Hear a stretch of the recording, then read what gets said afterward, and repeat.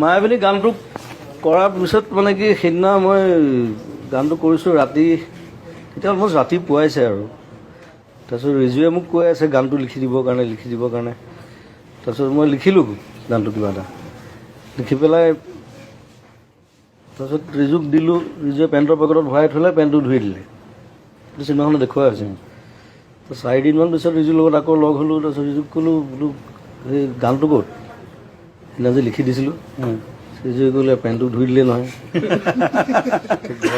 ঘৰত খবৰ ল'লে, এতিয়া পেণ্টটো ধুই দিয়াৰ পিছততো সেইটো আৰু গান ক'ত হৈ থাকিব। এইটো ডাইলগ এটাও আছে, জুবিন গাৰ্গে খাই লিখিলে, ৰিজুৱে খাই ধুই দিলে।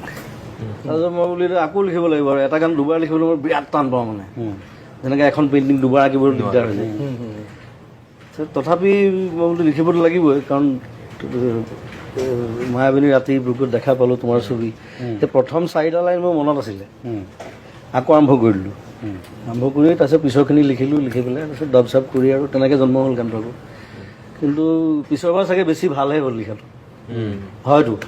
এতিয়া প্ৰথম কি লিখিছিলোঁ মোৰ মনত নাই কিন্তু।